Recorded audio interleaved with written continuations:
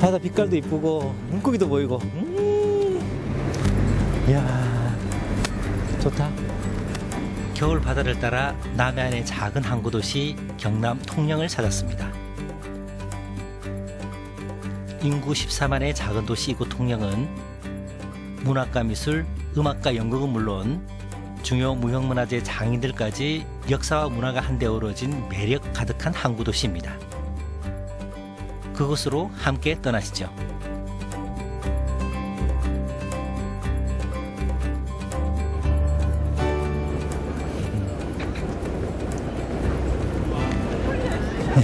통영 앞바다가 내려다 보이는 남망산 공원에 지금 도착을 했습니다. 쉼없이 배들이 파도를 가르고 그 파도를 가르는 소리를 들으며 이곳에 수많은 문화예술인들이 태어나고 그들의 문화를 꽃피운 곳, 이곳이 바로 통영이고요. 동양의 나폴리라고 불리는 이 통영에서 문화예술 기행을 시작을 합니다.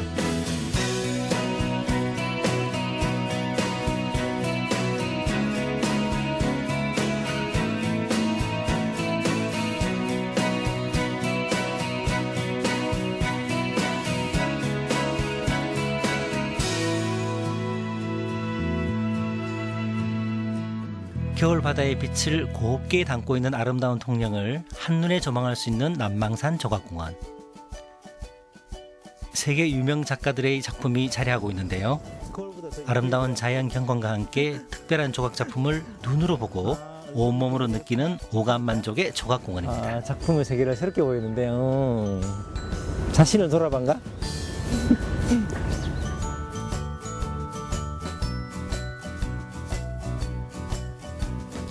길게 늘어진 비닐 가닥의 이 작품은 남망산 조각공원에서 가장 인기가 높습니다. 비밀스러운 공간을 헤치고 나가는 느낌, 잠시 아이가 즐거워집니다.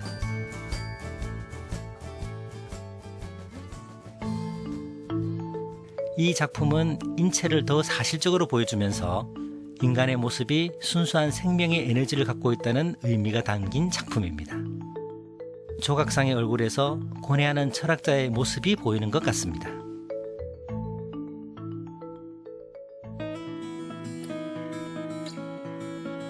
겨울의 남쪽 하늘을 이고 시원하게 통영 바다를 바라볼 수 있는 남망산 조각공원. 강구 안으로 쏟아지는 겨울 햇살과 함께 빛나는 바다의 물결을 따라 더 짙은 통영 예술을 만나러 갑니다.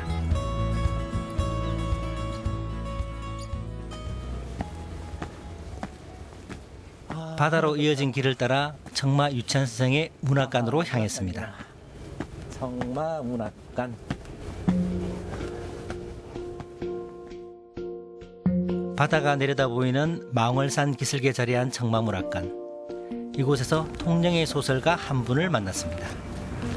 반갑습니다. 예. 겨울 바람이 상당히 차거든요. 네. 바람 따라오니까 문학관으로 오게 됐습니다. 고맙습니다. 이 통영 바람은 아주 다른 데보다. 통영의 바닷바람은 유난히 예술의 향기가 난다는 첫인사를 들으며 문학관으로 들어가 봅니다. 청마 선생의 감성이 가득 흐르는 공간에는 그의 친필 편지를 비롯해 많은 작품들이 전시되어 있습니다. 통영의 예인들이 한자리에 모여있는 귀한 사진도 만납니다. 40년 지기 고등학교 동창생들이라는 관람객들은 학창시절을 떠올리며 청마의 기억을 더듬어 봅니다. 청마는 우리 학교 갈 때 시가 교과서의 시였죠. 깃발이. 그런 그 감수성이 예민한 그런 시기에 깃발이나 또 여기에 나와 있는 그 파도 행복이라는 거, 사랑하는 것은 사랑을 받는 이보다도 행복하는 하나니라 하는 이런 얘기들은 그 10대의 그 하이틴 때의 그 아주 그 벅차오르는 그런 감정을 그대로 표현한, 나도 저런 순수한 사랑을 그리고 불꽃을 마음속에 간직하고 영원히 살리라 하는 학창 시절 한두 줄 외워다니면서 그 시절 우리에게 불꽃 같은 감성을 선물해줬던 분이 바로 청마 유치환 선생이었습니다. 상당히 잘생겼죠. 선생님 보면 저 뒤쪽에 있는 그 사진. 인간이 버림받은 곳에는 시도 예술도 있을 리 없다는 말을 남긴 유치환 선생. 모습은 기공자 같지만 그의 가슴엔 늘 뜨거운 불꽃이 피어난 시인입니다.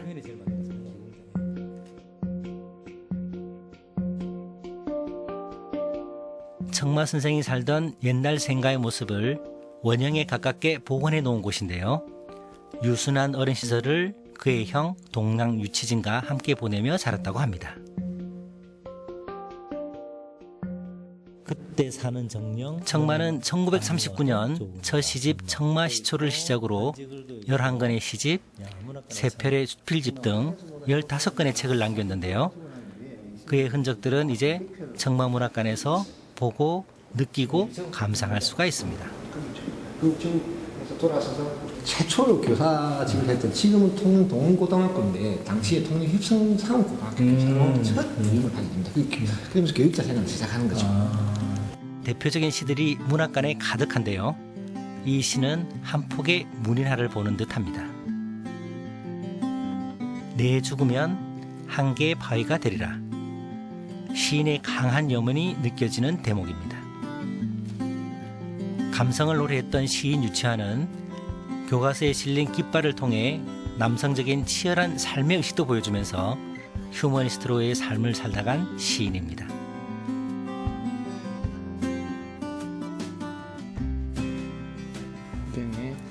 또 하나의 유명한 제목, 사랑했으므로 행복하였네라. 이 책은 청마가 사랑했던 시조시인 이영도님이 청마가 교통사고로 급사하자 그와 주고받았던 서신 200여 편을 모아 펴낸 애정 서한집입니다. 아주 요즘에도 표현하기 힘든 아마 그 이후에 연애 편지를 쓰는 그 모범 답안지 같은 그런 책입니다. 이후에 이제 우리 근대에 연애 편지를 보내고 뭐 남녀간의 사랑을 표현하는 거 이게 여기에서 사실 표절이 상당히 많습니다. 예, 우리가 아는 연애 편지의 표절이 여기 다 있습니다. 청마가 사랑한 시조 시인 이영도의 단아한 모습. 지금 봐도 고운 여인의 모습 그대로 느껴집니다. 그 당시 청마가 동료들과 주고받았던 편지도 가득하고 그의 대표작들이 담긴 문학 잡지도 볼 수 있습니다. 청마가 60의 나이를 맞은 1967년 2월 불의의 교통사고로 생을 마감하면서 시대의 많은 이들에게 안타까움을 주고 떠났습니다.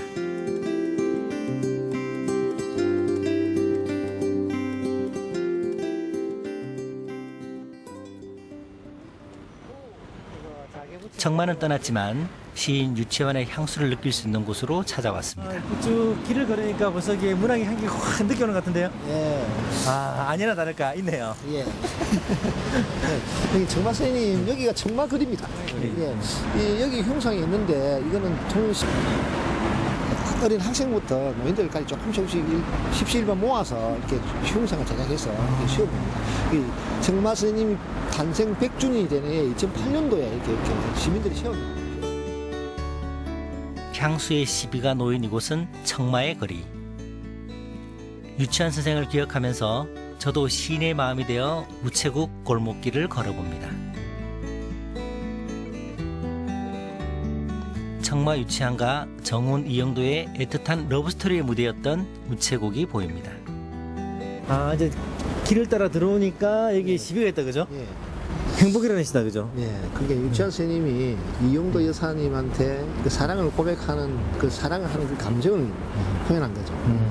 저는 이 부분이 상당히 좋은 것 같습니다. 오늘도 나는 에메랄드빛 하늘이 환히 내다보는 우체국 창문 앞에 있어서 너에게 편지를 쓴다. 여기서 편지를 쓴단 말이죠. 여기 우체국 창가가 있었습니다. 그리고 저기에 이영도 스님이 계셨던 것 같아요. 그래서 창을 통해서 바라보는 풍경이 아니라 마음속의 얘기를 이게 그대로 표현했다, 그죠? 그럼 이 시비도 시민들이 이렇게 만든 겁니다. 이거는 지금 통영시에서 이 장소를 기념하면서 만든 겁니다. 그래서 이거 딱 보고 있는 순간에 저도 편지를 써서 우체통에 탁 넣고 싶은 그런 충동이 일어나는데요. 지금도 이렇게 좀 감성적인 시를 쓰는 빨간 우체통은 사랑의 그리움을 담고 그 자리를 지키고 있습니다. 정마가 머물던 시절을 알고 있는 건물과 오래된 지붕도 그대로입니다. 이게 정마거리를 걸으니까 옛 건물도 이렇게 하나둘 쭉 보이는 것 같은데요. 일제 시대의 건물들이 상당히 많이 남아 있습니다. 네, 여기가 저쪽에 이제 이영도 스님께서 뜨개질을 하셨다는 수혜점이 저기 하셨거든요. 예. 예, 우체국에서 바로 바라볼 수 있는 지점이었죠. 그러니까 여기 오셔서 실을 쓰고 바로 붙이고 어떤 그런 곳이 아주 여기가 역사적인 곳입니다. 그래서 이게 작은 공간인데 이런 사연을 들으니까 조금 더 그 다른 느낌이 다가오는 것 같습니다. 정마의 애틋한 사랑이 녹아 스며든 길. 변해가는 세월까지 품은 우체국 거리에서 정마의 진한 향수를 느껴보았습니다.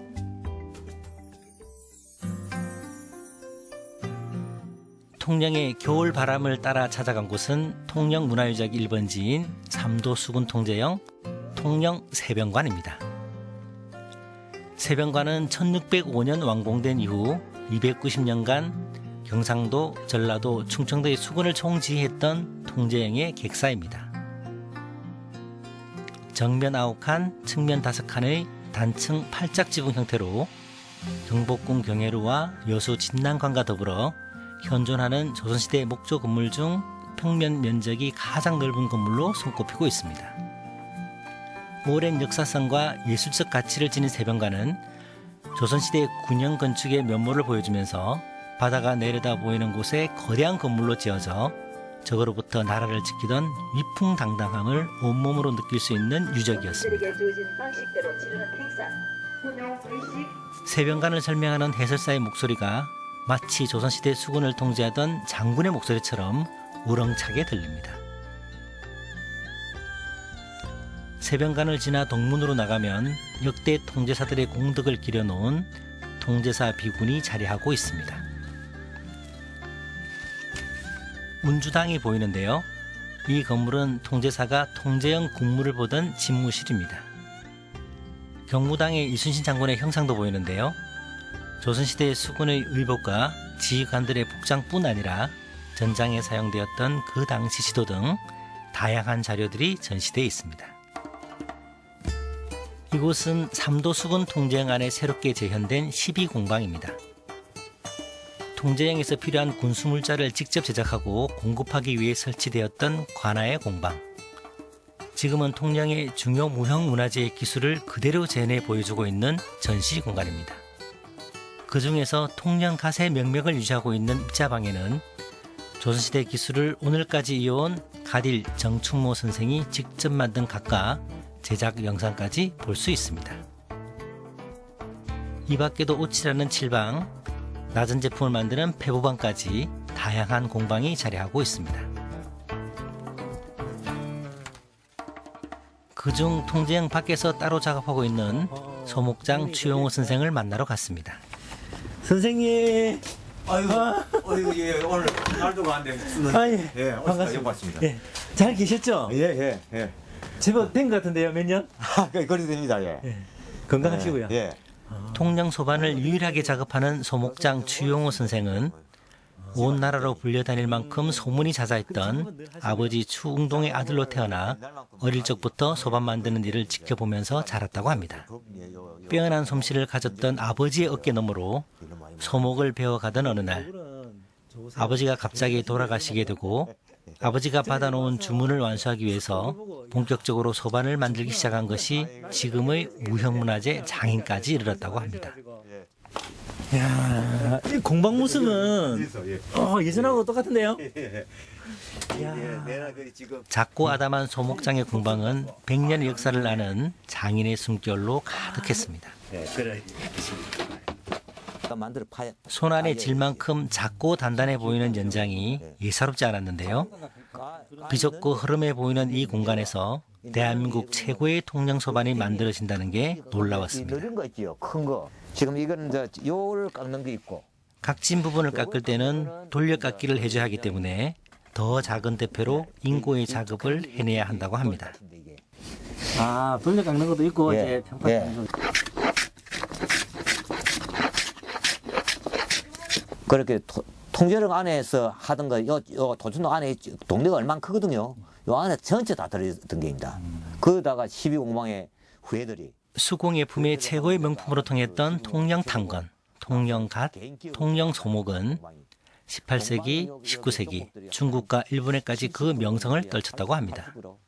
하지만 지금은 장인들의 솜씨가 관광 상품으로 소개되고 마는 게 현실이라 무형문화재 장인들의 생계도 어려운 현실이고 12공방의 명맥을 이어가는 것도 많이 어려운 상황이라고 합니다.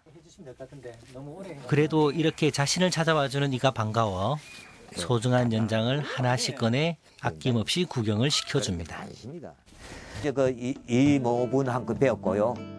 소목장 계보가 궁금해 여쭸더니 놀랍게도 음악가 윤희상 선생의 부친으로부터 아버님이 소목의 기술을 전수받았다고 합니다. 원래 윤상 씨 아버님이 그저 사람입니다. 한 번만에 치는 게 아니고 나무를 다듬는 것은 인고의 세월.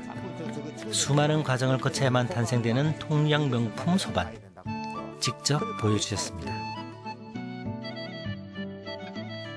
소반의 문화와 역사가 고운 옷을 입고 드러난 자태는 소박해 보이지만 섬세한 기품이 느껴집니다. 균형미를 갖춰서 작업해야 하는 어려움에도 불구하고 그 값어치를 제대로 받을 수 없는 현실이 안타까웠습니다. 그거 요 전체 요 비례가 돼야 돼 갑니까? 비례. 그래서 어려운 겁니다. 그러고 요 이제 이런 거 곡선 요는 자체가 이거 하고 이런 거 아니십니까? 이 깎기가 어렵지요. 네, 대한민국 최고의 장인이 만든 대한민국 최고의 소반입니다. 딱 보기에 벌써 이렇게 균형도 있고 감탄사가 딱 나오지 않습니까? 제가 그냥 봐도 이야. 통영 소반에는 통역 소목 장인들의 상과 통영의 역사가 깃든 아름다움의 결정체였습니다.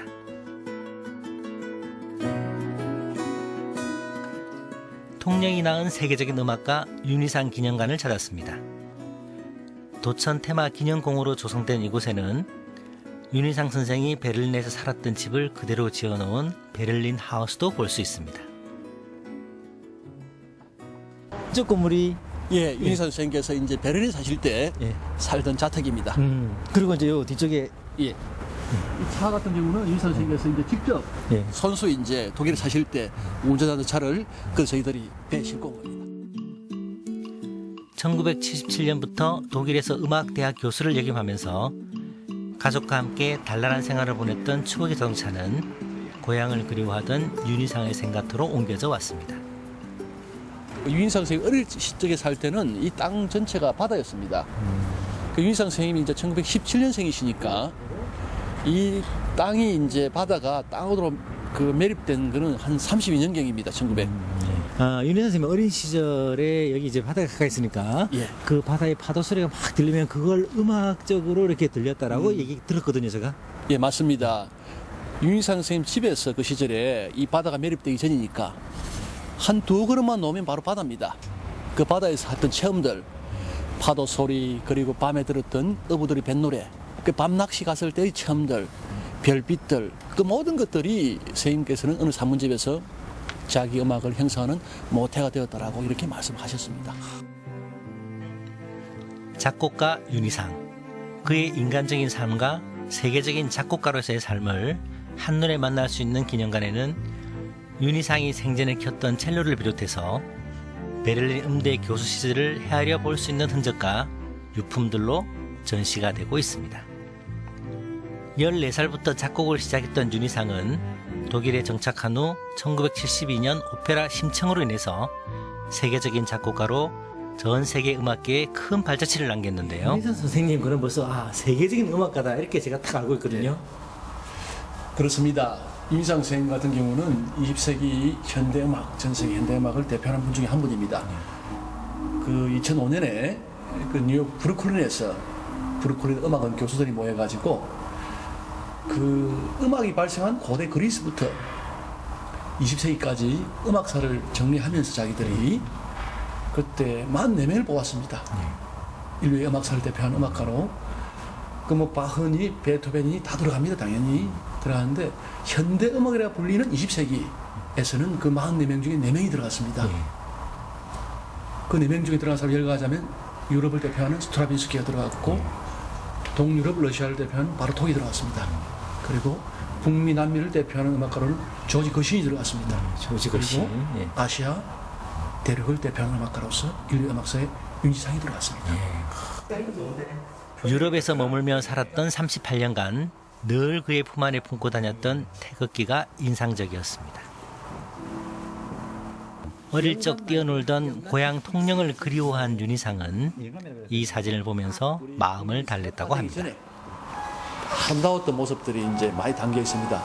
선생님이 이 사진을 두고 평생 고향을 그리워하시면서 저 배들이 잡아오는 멸치도 먹고 싶고 그리고 저 먼 데서 잡아오는 대구도 먹고 싶고 그 평생 말씀하셨어요. 조국을 떠나 살았지만 언제나 조국을 그리워했던 작곡가 윤희상. 그 모든 시련과 그리움을 음악으로 승화시킨 위대한 작곡가로 우리에게 기억되고 있습니다.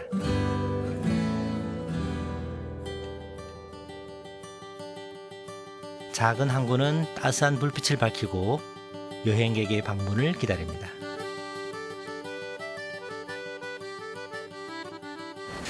반갑습니다. 네, 반갑습니다. 통영에서 쭉 나온 건가요? 예, 다 이 근해에서 나는 거죠. 아, 그럼 완전히 통영이 로컬 푸드닭이죠? 맞습니다. 살아있는. 말 그대로 로컬푸드 싱싱한 해산물들입니다. 아, 그래. 바다가 바로 여기 있거든요. 예. 요즘 제철 맞이한 가리비고요. 이거는 소라, 그리고 이거는 개족이라는데 대합이라고 부릅니다. 그리고요. 잘 아시는 굴이고요. 이거는 굴. 아, 근데 성님 싱싱한 해산물이 참숯불과 만나는 해물 바베큐로 늦은 저녁을 시작합니다. 라서 그런지 파도 소리가 잔잔하게 들려거든요. 이게 또 통영의 매력이 아닌가라는 그런 생각이 들고요. 숯불이 있어서 따스해서 정말 진짜. 좋습니다. 네.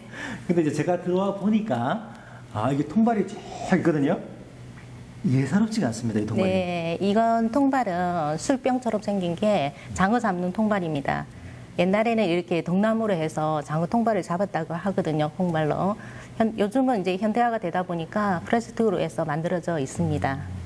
아, 상당히 싱싱한데요. 먼저 이제 이 살아있는 낙지를 처음에 숯불에 먼저 올려야 돼요. 해서 낙지 먼저 굽고 나서 뒤에 이제 장어를 맛있게 드실 수 있도록 해드리겠습니다. 네. 네. 싱싱한 해산물이 가득한 통영 자랑도 해주시는데요. 그때는 이제 서울서 살다가 왔었거든요. 항상 저녁 반찬거리가 제일 신경 쓰였어요. 네, 시장 가면 이렇게 살아있는 수산물들이 워낙에 많으니까 장거리도 아주 좋고요. 첫 번째. 예, 두 번째는 아주 교통이 좋아요. 교통. 여기저기 왔다 갔다 하면 30분 거리입니다. 예. 그렇네요. 예, 그리고 아주 조용한 곳이고. 이렇게 이제, 야, 이 통영 바다의 맛이 그대로 입속으로 들어가는 거. 예. 상당히 부드러운데요? 부드럽죠. 예, 그리고 고소할 겁니다. 예. 손님들한테 하는 통영 말이 바다의 있어요. 시원한 맛을 우리 애들 그대로 이런 숯불에 사진 올려 찍었을 구워 때 먹었던 그 부드러운 맛. 다시 생각나는데요. 통영의 맛 사진으로 남겨봅니다. 겨울 여행은 정말 그 바다의 맛을 느끼는 여행. 그게 정말 제대로인 것 같거든요. 그렇게 생각하시죠? 그럼요. 예. 통영에서 맞은 첫 여행의 밤이 점점 깊어갑니다.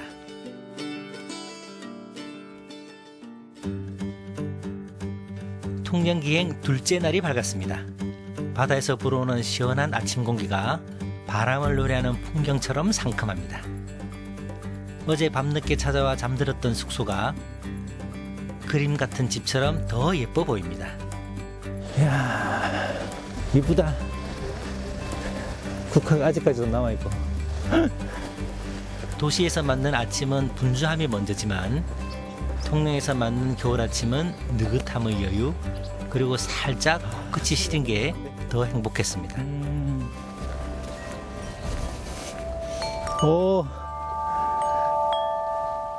오호. 여행자에게 가장 기분 좋은 순간은 바로 지금 같은 풍경을 즐길 때가 아닐까요? 여기는 가느다란 소리가 나고. 까칠한 고양이도 아침 산책을 나온 모양입니다.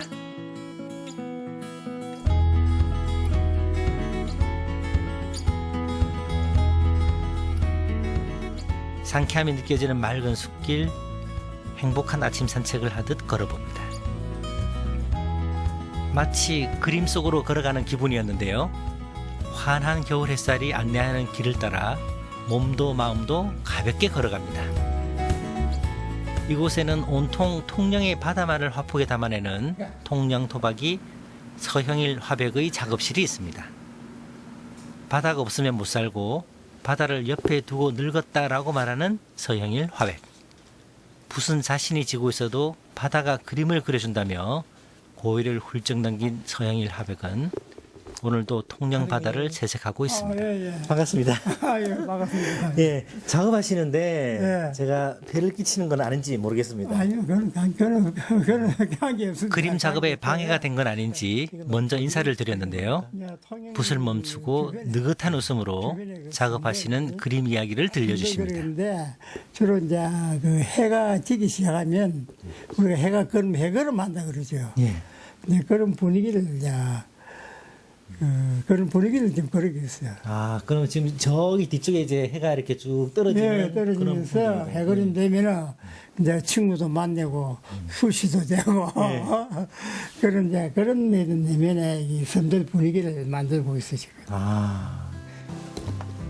그림 안에는 노을이 지고 화가는 그 풍경을 화폭에 담아냅니다. 그림의 배경은 온통 통영의 바다로 가득합니다. 와, 여기가 이제 그림들이 쭉 전시되어 있다, 그죠? 네, 야, 근데 이게 딱 들어오니까 예. 아, 바위산 같기도 하고 그런데 눈에 어지 익은 그런 풍경 같거든요. 여기 어디입니까, 여기가? 예, 소매물도 아, 소매물도. 예, 예. 뒷등바위입니다. 뒷바위. 아, 그러면 이제 소매물도를 직접 가서 보고 그 이제 영감으로 그리신 거예요? 이제 제가 이제 이 소매물도를 한 12년을 등대를 다녔어요. 아, 등대. 12년 동안. 출렁이는 파도와 바다색을 건져 올리기 위해 직접 바다로 나가 파도를 느끼며 그림을 그리는 서형일 화백은 정말로 통영을 사랑하는 화가였습니다. 등대에서 살았어요. 아, 예. 여기 이제 등대에 살면서 그 풍경들을 그려다녔던 거죠? 네, 거기에서 이제 바다를 알기 위해서 그 태풍 불적이라든가 그 계절의 변화가 많잖아요. 그러기 위해서 그거를 이제 알기 위해서 배우기 위해서. 바다의 생생한 빛깔을 담기 위해 태풍이 불 때 섬을 찾고 바다를 찾는다고 합니다. 서형일 화백의 인생이 곧 통영의 바다. 그 바다의 모습을 더 건강한 모습으로 오래도록 그려나가시길 기원합니다.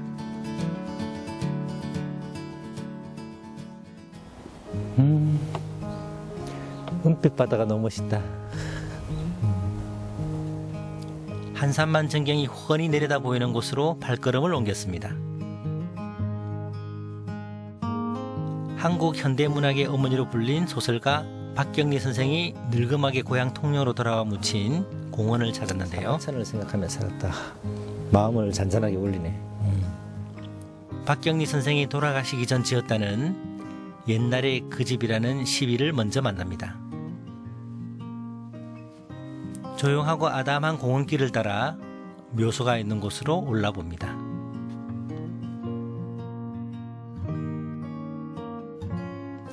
한산만이 훤히 보이는 이곳을 생전에 좋아했던 박경리 선생은 소원대로 그 자리에서 후생의 삶을 열어가고 있는지도 모르겠습니다.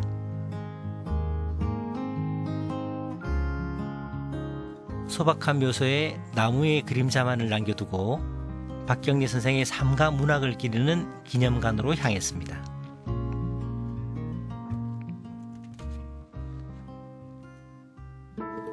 한국 문학의 큰 산맥으로 불리는 박경리 선생의 삶과 문학을 기리는 기념관을 찾았습니다.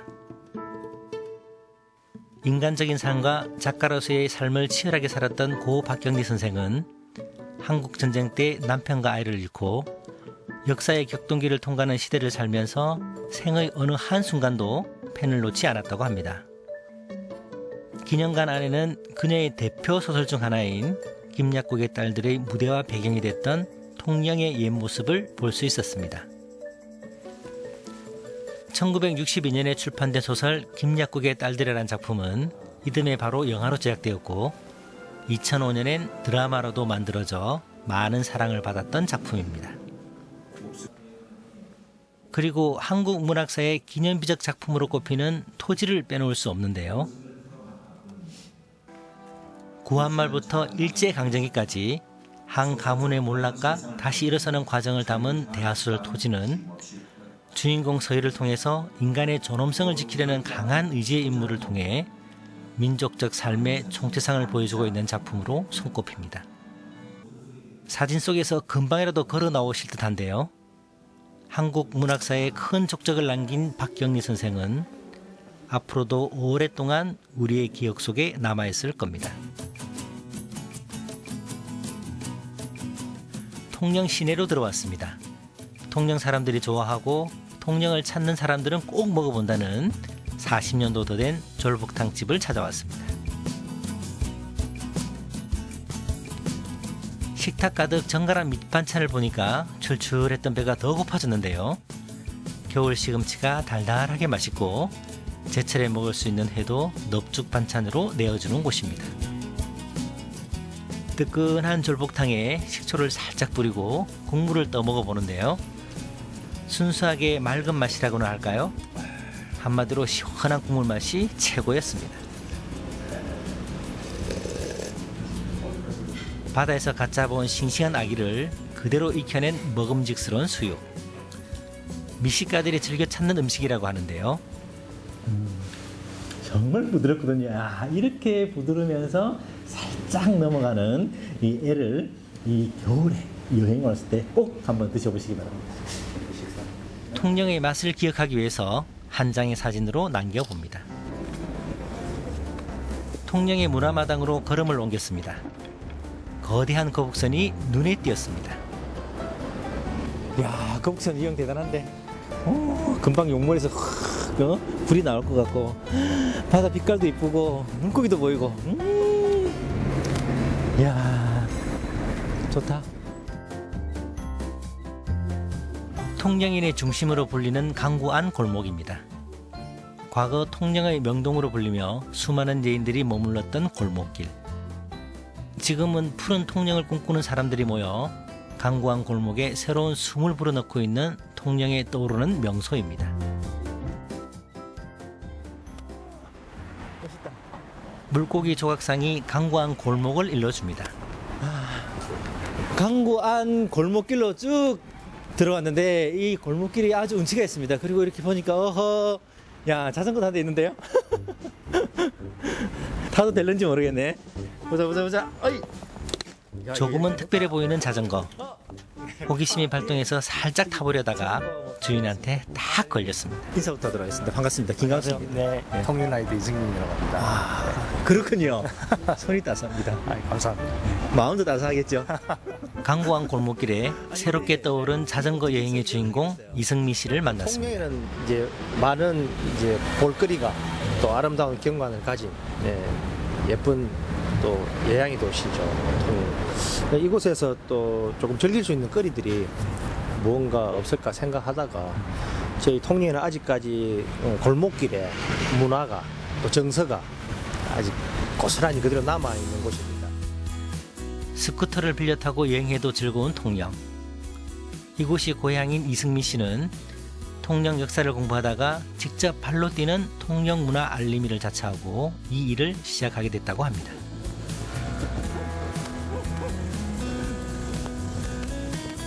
강구안 골목마다 백석의 시가 가득했습니다. 백석에 내가 생각하는 시가 있거든요. 네. 여기 말고 계속 있는 것 같은데. 네, 여기 통영 강구안 골목길 안에는 전부 백석의 시들로 가득 메워져 있습니다.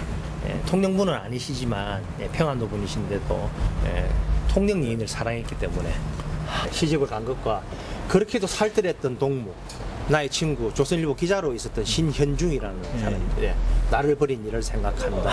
그러면 여성에게도 버림을 당하고 남자에게도 버림을 당하고. 생각보다 이 키가 크네. 골목마다 남겨진 백석의 시를 음미하면서 골목의 다른 이야기를 찾아갑니다. 이야, 반갑습니다. 오래전부터 통영 외곽 섬 주민들의 일손을 돕는 연장도 만들고 통영 사람들에게서는 없어서는 안 되는 귀한 일을 하는 대장간입니다. 73의 나이에도 지치지 않고 오늘도 벌건 새를 두드리면서 강구안 골목길을 지켜가고 있는 이평갑 어르신. 요거는 배고가 사는 거 먹으래. 직접 만든 연장을 손수 보여주셨습니다.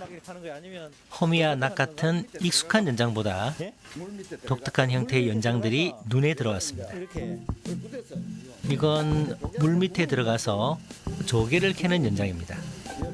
형태가 무서웠지만 아주 신기했습니다. 평생 새를 다루며 통영을 지켜가는 잔뼈 굵은 인생 이야기도 골목길에서 만나고 또 도시에서는 이미 사라지고 없는 전당포의 모습도 반가웠습니다. 뭔가 이렇게 영화 속의 한 장면이 교차되는 듯한. 다시 자전거에 올라타고 시원하게 골목길을 달려봅니다. 전쟁을 피해 2년간 통영에 잠시 머물렀던 화가 유중섭을 기념하는 거리입니다. 이 건물은 옛날 모습이 그대로 살아있다, 그죠? 네, 아직 그대로 남아 있습니다.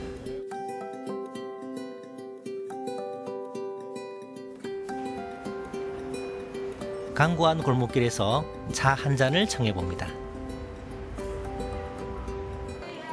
향기로운 커피 향기가 코끝을 자극했습니다. 고향의 오래된 골목에서 새로운 삶을 시작한 청년을 만났습니다. 근데 한 2, 3년 전에 이제 이 골목길을 이제 떠드는 사람들이 이제 이렇게 뭐 예술가들 이야기들을 하면서 스토리 있게 좀 이렇게 조성을 한다는 얘기는 들었었어요. 그러면서 이제 왔다 갔다 하면서 우연찮게 이 골목에 들어와서 뭔가 이렇게 커피나 이렇게 사람들이 모일 수 있는 공간을 만들었으면 좋겠다라고 생각을 하고 있었는데 정말 우연찮게 자전거 타고 지나가다가 이 가게가 비어져 있는 걸 그때 봤어요. 예. 그래서 들어와서 이제 이렇게 하면서 시작을 하게 된 거죠. 강구한 골목길을 여행하면서 맛있는 커피 한 잔에 쉼을 느낄 수 있는 공간이라 좋았습니다. 여행 중 휴식을 잠깐 취하고 찾아간 곳은 통영 향토 연극을 지키고 있는 복스골 극단입니다. 통영 유일의 연극단체인 극단 복스골은 1981년 창단해 지금까지 35년간 통영 연극의 맥을 이어오고 있습니다. 주로 초창기에서는 이제 좀 그때 당시에는 좀 80년대는 좀 암울한 시대니까 부조리극을 좀 많이 했고요. 뭐 90년대 들어오면서 한 10년 주기마다 이 또 문화가 좀 바뀌더라고. 그 2000년대 와서는 이제 지방 또 연극도 지연제도도 좀 많이 좋아졌고, 그 뭐 요즘에는 또 이제 지연보다는 이제 공모 사업을. 평일 낮인데도 불구하고 배우들은 새로운 작품 연습에 열중이었습니다. 사람 사는 이야기를 극으로 꾸며 연극적인 요소가 함께 만나면 그 어떤 정달 반복보다 사실적으로 와닿습니다. 극정 인물에 빠져 연기하는 배우에게 작품 이야기를 들어봅니다. 지금 이제 이번 연극에서 어떤 내용으로 지금 연극을 하고 계십니까? 그 70이 다 돼가는 두 노인의 홀로 사는 두 노인의 어떤 이야기인데요.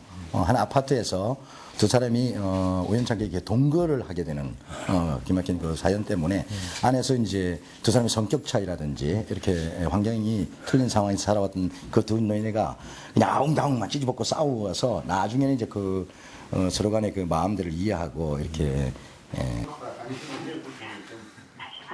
통영을 지키고 있는 장승인 복수처럼 극단 복수골은 통영의 연극 문화를 지켜가는 문화 지킴이로서의 역할을 톡톡히 해나가고 있습니다. 뭐하고 있었냐?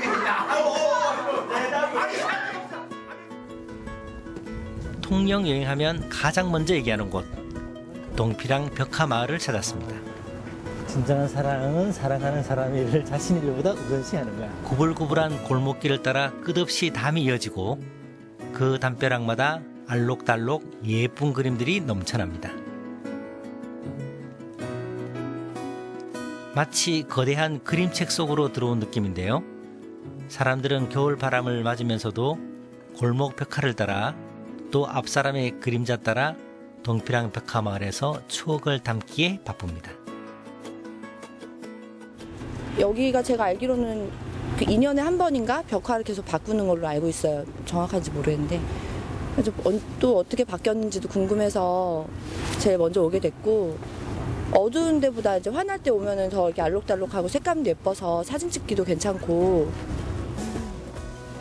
사람들의 손길에 그림이 지워지면 바닷바람이 다시 그림을 그리는 아름다운 동피랑. 강구한 바다 멋있다. 이곳에 오르면 꼭 뒤를 돌아다 봐야 하는 순간이 있습니다.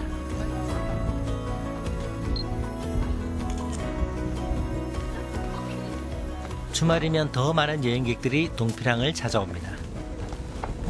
저희 고등학교 친구입니다. 그래서 그 개인적으로 게스트하우스 이런 데 가는데 관심이 많아가지고 이번에 통영에도 또 게스트하우스도 이렇게 유명하고 또 경시 이런 것도 또 동양의 나폴리라고 불리는 걸 또 주워 들어가지고 일정은 원래 여행을 갈 때는 무작정 발길 닿는 데로 가자는 주의라서 저희가 그냥 돌아다니다가 마음에 드는 곳 좀 들리고 좀 그러면서 좀 심신의 안정을 취하기 위해서 왔습니다. 좁고 비탈질 골목길엔 사람들의 발걸음이 물결처럼 밀려왔다 밀려갑니다.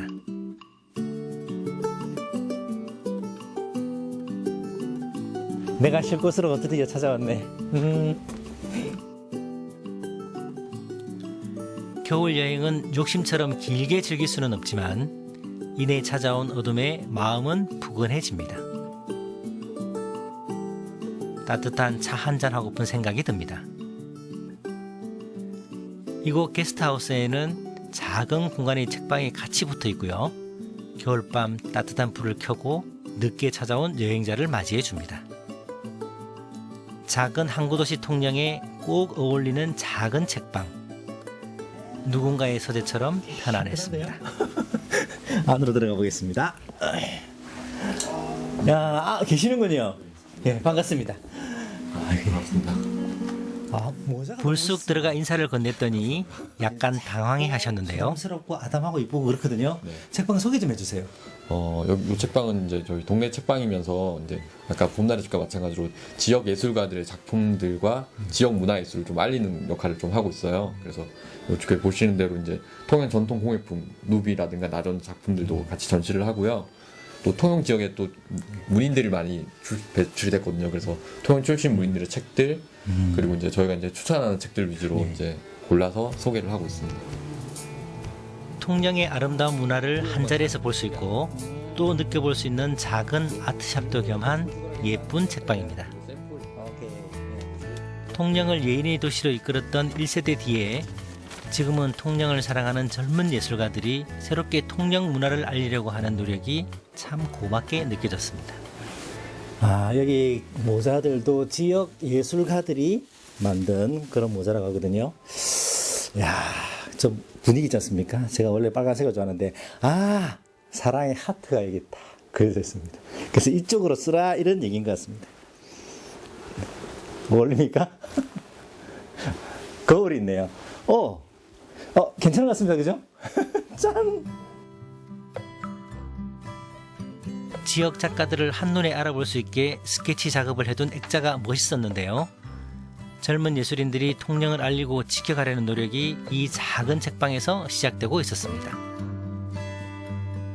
책 한 권 옆구리에 끼고 숙소로 들어가 통영 예술가의 숨결을 느낄 수 있는 공간을 구경하기로 합니다. 제가 방 많은 것보다는 좀 아주 질적인 게 있지 않습니까? 하나라도 제대로 된 방 그런 걸 좋아하거든요. 네, 사실은 여기서 저희가 제일 이제 저희 제일 메인 방은 화가의 방입니다. 왜냐하면 바로 옆에 전영림 미술관이 있거든요. 그래서 전영림 선생님과 전영건 선생님 작품을 모티브로 해서 화가의 방문을 열어봅니다.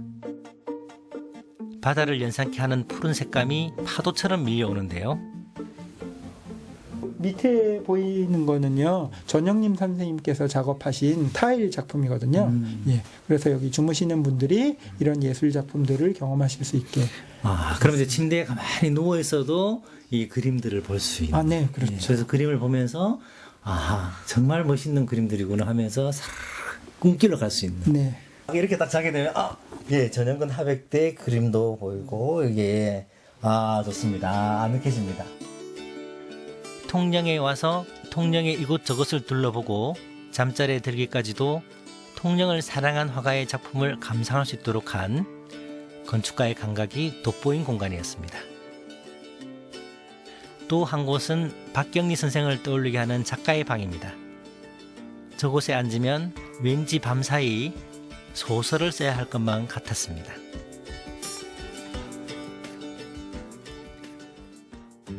통영 여행 마지막 날 아침을 맞았습니다. 여행의 피로는 맛으로 푼다. 그래서 통영 물메기를 시원하게 끓여주는 식당을 찾았습니다. 통영항해 동이틀 무렵 새벽 어시장을 찾아 갓 잡아온 생선을 받아오고 나면 식당에서 첫 손님을 맞이하기 위해 또 이렇게 준비를 한다는데요. 아니 근데 네. 이렇게 가만히 보니까 분위기가 네. 조금 가족적인 분위기가 나거든요. 예, 저희 장모님하고 장인어른하고 같이 함께 운영하고 있습니다. 아, 그럼 이쪽에 계신 분이 예, 장인어른이고 저기 뒤에 이제 국 같은 거 끓이시는 분이 예, 장모님. 와, 근데 어떻게 이렇게 잘 지내세요? 저희가 같이 함께 일도 하고 고생하다 보니까 잘 지내고 있습니다. 아니 사위분이 일 잘하세요? 예, 일을 다 열심히 하고 좀 고생 좀 많이 합니다.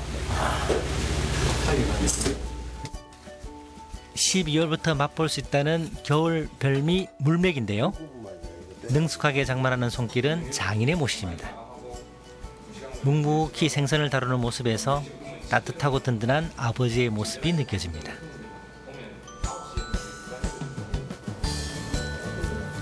해풍이 불어오는 옥상에는 새벽 시장에서 사온 싱싱한 가자미가 줄을 지어 널리기 시작합니다. 미륵산에서 불어오는 산바람까지 물오는 가자미 등 뒤로 살살 불어옵니다. 지금 가자미가 가장 제철이에요? 예, 예. 제철입니다. 그리고 생선을 찌게 되면 비린내도 없고 식감이 좋습니다. 쫀득쫀득하니. 아, 그래 지금 비린내가 약간 나거든요. 지금 바로 잡아서 그렇죠.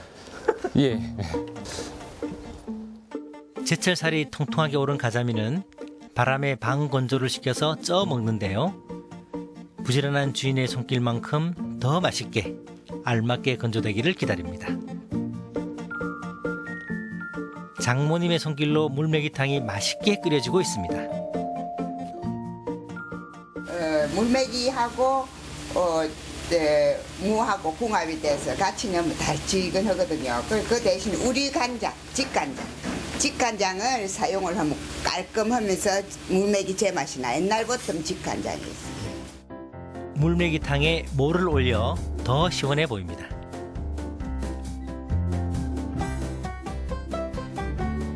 아침 식사를 기다리고 있는데요. 드디어 저희 식탁으로 물메기가 왔습니다. 예. 눈으로 봐도 정말 부드럽고 시원한 맛이 느껴지지 않습니까? 맛있게 먹었던 행복한 순간이 다시 떠오르는데요. 곧장 통영으로 달려가고 싶어집니다. 잘 말려 쪄낸 반건조 생선구이도 정말 부드럽고 고소해서 든든하게 아침을 챙겨 먹고 마지막 여행지로 향했습니다. 통영 문화기행, 그 마지막 여정으로 이곳 전영림 미술관을 찾았습니다. 외관이 정말 멋있구나. 통영의 피카소라 불린 전영림 화가의 작품과 그의 아들 전영근 화가의 작품을 함께 만날 수 있는 미술관입니다. 예, 반갑습니다. 예, 어서 오십시오. 나와주셔서 감사합니다. 네. 건물 자체의 형태는 여행을 타지 않지만 좀 특성이 좀 있어야 되지 않을까 이런 생각을 해서 그 아버님 작품에서 이제 좀 이렇게 강렬한 거, 또 저희 작품에서 조금 더 특이한 거, 이걸 이 바닥 이 나무가 색채의 마술사 바다의 화가로 불린 전영림 화백은 미술관 곳곳에 코발트색을 칠했습니다. 오로지 독학으로 그림 공부를 했다는 전영림 화백은 통영 바다의 푸른 빛깔을 사랑한 화가였습니다. 화가의 생애를 엿볼 수 있는 미술 도구마저도 온통 푸른 바다에 젖어 빛나고 있었습니다.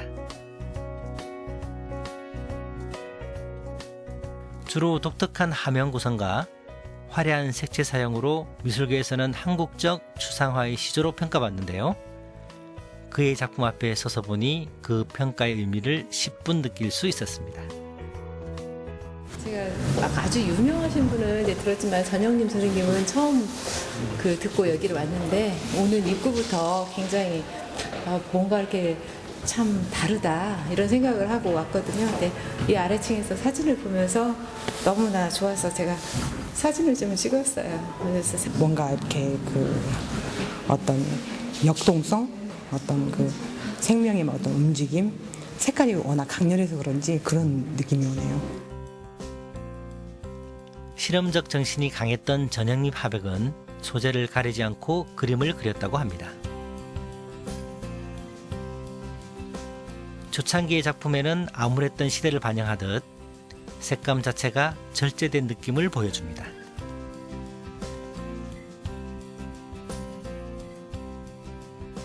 미술계의 신사로 통하는 전영근 화가는 오직 자신의 삶의 체험을 자신만의 방식으로 표현하는 것이 중요하다면서 그것을 화폭에 담아 전시하고 있습니다. 그리고 유화 작업을 하다가 머리가 복잡해지면 도자기와 만나는 입체적인 작업을 즐긴답니다. 전영근 화가의 작품에서는 회화의 평면성을 탈피한 역동성을 보여줍니다. 액자 속 그림은 아버지 전영님 하백의 삶과 예술을 아들의 기억으로 되살려낸 이야기가 담겨 있습니다. 61년도 아버지께서 부산시 제5회 문화상을 받으셨는데 그때 부상으로 이제 신형 금성 라디오를 받았을 때요. 근데 보시다시피 뒤에는 우리 집에 등잔불을 켜고 살았는데 전기가 없어가지고 아버지의 내밀한 삶과 예술을 추억하는 그림에는 그들 부자만이 아는 이야기가 숨어 있었습니다.